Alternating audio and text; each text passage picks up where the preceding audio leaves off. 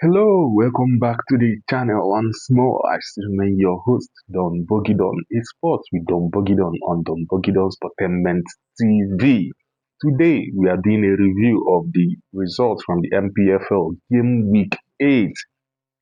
It's a game week filled with a lot of events, a lot of drama, chaotic events, memorable events, sad events, joyous events for some, and also some have lost their records this game week. So without wasting much of your time, let's dive in straight to MPFL game week 8 review. A lot of results from here. As you can see here, we have the Abia Warriors beating El Kanemi 2-0. That was an important game we'll talk about later. Kano Pillars and Shooting Stars 3-1-1. Another game we are going to talk about later. Then Kun Khalifat against Enyimba 1-0. Another game we'll talk about. Nasarawa winning Enugu Rangers 2-1.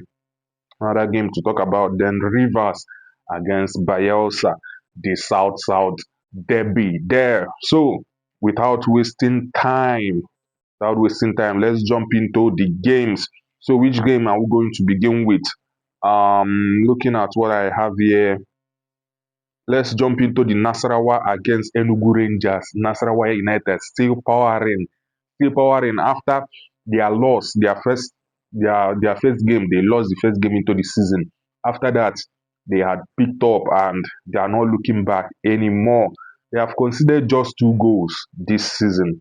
Very, very impressive from Nasarawa United. Considered just 2 goals. After they lost to Bayelsa United, they have never looked back. And unfortunately or fortunately, they are top of the NPFL table. What a club these guys are. They are 19 points on top of the NPFL table. Enugu Rangers, their rise to the top of the table has been cut. They are currently on 11th with that, currently on 7th with 11 points with that loss. They were 18th 2 game weeks ago. Before you know, they are there in 7th. So kudos to Enugu Rangers. To another game that has another importance also this weekend is the game between Abia Warriors and El Kanemi. Abia Warriors also powering also to the top of the table. Very interestingly, Abia Warriors are second on the MPFL table. They have just lost just 3 games. And Abia Warriors are one of the 3 teams this season that have not drawn a game. 2 others are Plateau United and Castina United. So Abia Warriors are just 15 points, second in the table, just 4 points behind Nasarawa United. Then to the game that was played earlier this morning, it was postponed yesterday due to rain there in Rivers State at the Amasiameka Stadium. That is Rivers United 1, Bayelsa United 2. Rivers United getting that goal in the 90 plus 6 minutes, late in the game. Rivers United putting one there, but it wasn't enough as they lost their first game of the season. They lost their first game of the season. Very sad for Rivers United. With that loss, this is Rivers United's 2 losses in 5 years. Can you imagine? They have just lost at home twice in 5 years. And guess what? Those 2 losses have come against Bayelsa United. It has come against Bayelsa United. They are Southside brothers. So that is it for Rivers United. They have lost their first game of the season. So where are they on the table? Rivers United currently are fourth. They have just played just 7 games. They have 12 points. Now to the Oriental Derby, the Southeast Derby. Kun Khalifat beating Enyimba 1 goal to 0. And the interesting thing is that Enyimba also have lost a game this season.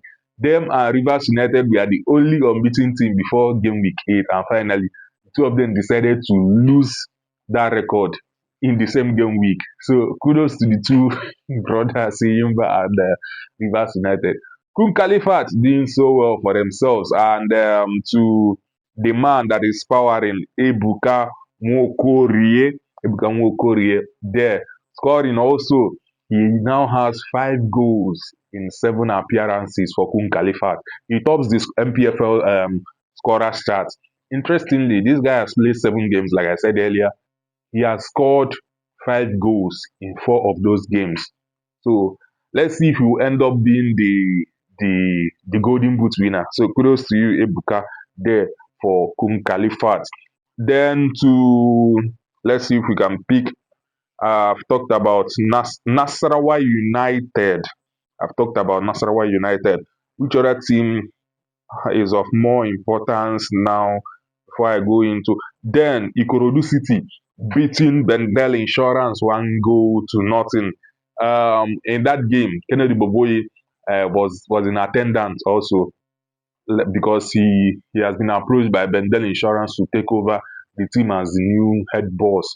Two-time NPFL winner Kennedy Boboye. Let's see what he will do with the Bendel Insurance boys anytime he's been employed as their new coach. Then there's a team I'm trying to look at. Kwara United. Should I call this a new manager bounce after sacking their manager? They drew their game away to Wiki Tourist 1-1.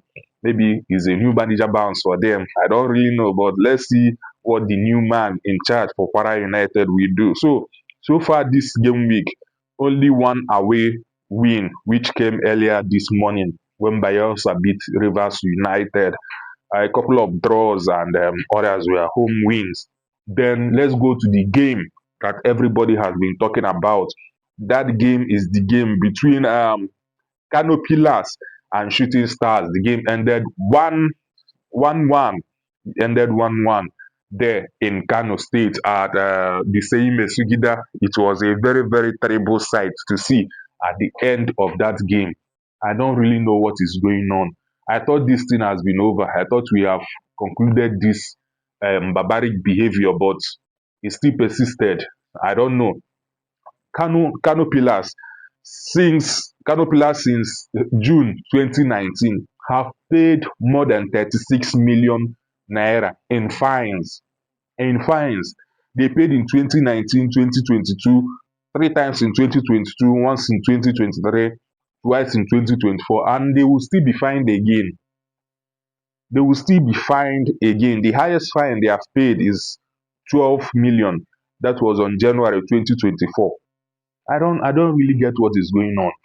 Although for those that followed the game, the referee in that game had three occasions where he denied Canopilas. Should I say denied? But he had a controversial call. Canopilas scored, he denied the goal, which really looked like a goal for Canopilas.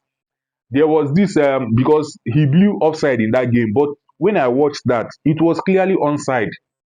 It was clearly onside because the guy was not before the three shooting stars players.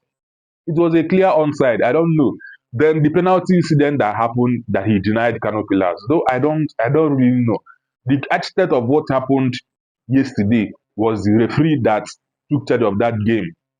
But I don't really get why the fans will have to attack the players of shooting stars. I'm not saying you should attack anybody.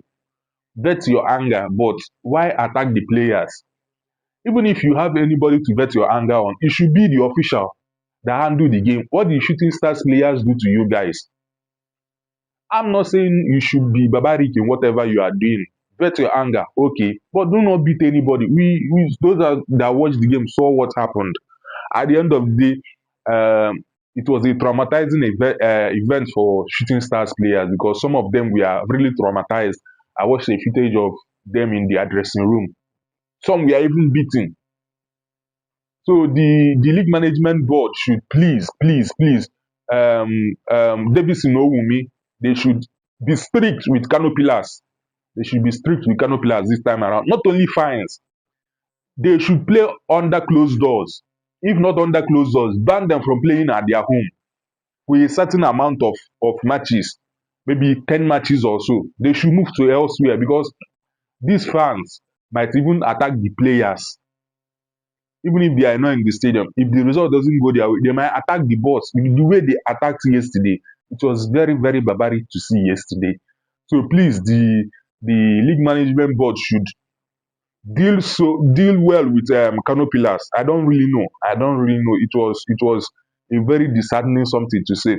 The general manager of Kano Pillars, by the way, Ahmed Musa, dropped a statement uh, concerning that. As you can read it here, if you can pause and read it, I won't waste much of your time to read it. So pause and grab the information there. He dropped the the information concerning that, taking responsibility and are also apologizing. The Shooting Stars board also have dropped theirs. So you can see there a two-page um, statement there for Shooting Stars. You can pause also and read it. So that is it from the NPFL. Please, this thing should not repeat itself.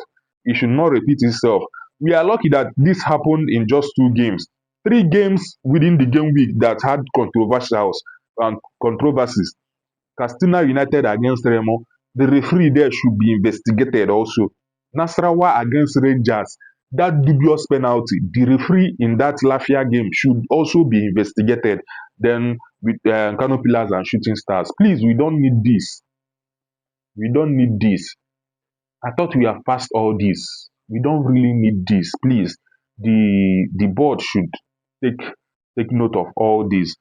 Then Davis Nowumi, I think he dropped a statement also for this. So that is it for the NPFL for March the 8th. I still remain your host, Dom Bogidon. Always remember to like, to also drop your comments, your comments on the games if you watched the games also. And please feel free to share and let's grow this community. Thank you and bye bye.